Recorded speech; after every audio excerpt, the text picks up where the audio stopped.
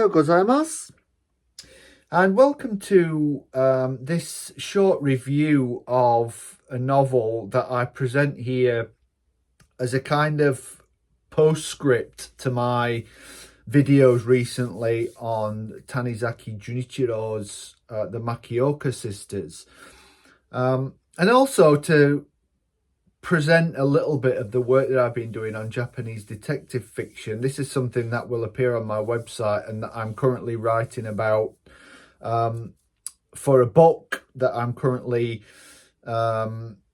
producing for Palgrave Macmillan, in which I'll be looking at adaptations of Higashino Keigo, amongst others. The book is this one, Murder in the House of Omari, and the reason I present this as a postscript to the work on the Makioka sisters is that I've long thought of this novel as a kind of mirror of Tanizaki's work. It's almost like the novelist here, Ashibe Taku, has set out to explore the sort of dark underbelly and present something like a return of the repressed, of those almost primal emotions that sort of fester beneath the surface of the characters of Tanizaki's novel. It's almost as though Ashibe wants to sort of explode those emotions and present a story of what might happen or might have happened to Tanizaki's characters had they given complete free rein to the emotions, the violent emotions that they hold in check, or do their best struggle to hold in check, to keep in abeyance. Similarly, this is the story of a wealthy Osaka family. Similarly, it's a story of different classes within the house of this merchant family, maids, various sort of servants, and the siblings, if you like, or the characters who are akin to siblings. Similarly, it's the story where the heads of the household, the parents, are missing, have died, and it's similarly set during a period of national turmoil and strife. This is set largely throughout World War II, in the early years of World War II, actually, just after Japan's entry into the Pacific War, so around 41, 42, as opposed to Tanizaki's setting of his novel largely in the immediate run-up to World War II, so more during the conflict with China in the late 1930s. So this is a story similarly set in Osaka as Tanizaki's novel is. The framing narrative is around the end of the war, but it flashes back to earlier for various chapters, and it takes place as the Second World War rages, and in particularly at times during American bombing campaigns that were laying waste to major cities, and in which the Omari household of the title, once prosperous, is now struggling with the conflicts brought about by World War II. And as a kind of manifestation of this, is beset by a succession of ghastly murders. So there's terror without and terror within the family. The protagonist is a young trainee doctor and a sort of wannabe detective, Natsuko, and she's desperate to help an old friend who is part of the family to solve the mystery of these increasingly grisly murders and to bring an end to the deaths that are threatening in a very real and pressing way to rip the family apart. And to do so, this pair of young characters have to sort of explore the Omari family's past and uncover some of the dark and deadly secrets that have been festering for decades. It presents itself as detective fiction. It's also a kind of meta-fictive account of producing and indeed reading detective fiction. It's a novel in which I won't present any spoilers here, but just suffice to say that the figure of the detective here is something of a red herring, and the author sort of explodes the archetype of the sort of genius private detective, and works around it in quite an interesting subversive way. It's also meta because there's a lot of narrativized work on detection and private investigation and on putting together clues to form a picture of something that's happened. This is a novel that does feature several quite grisly and inventive murders. But as I said, the figure of the detective is kind of present but used as a point of departure. And I don't want to say any more than that, because if this is a novel that you aren't familiar with, and I heartily recommend it, arch though it is at times,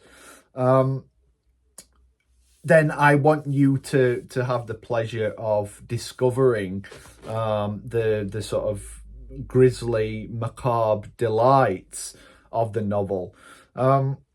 As I said, it's almost like a return of the repressed of the Makioka sisters, almost as though it's something that Tanizaki may have produced throughout periods of undergoing psychoanalysis after having or during the writing of the Makioka sisters, where sort of relationships that are perceived to be socially transgressive, that are sort of frowned upon and that are sort of undertaken, if at all, with sort of illicit discretion in the Makioka sisters, here come sort of far more to the surface, and the ramifications of these relationships are writ large in crimson, in bloodletting, and it's also the story of how an elderly matriarchal figure, someone in some ways akin to Tsuruko in the Makioka sisters,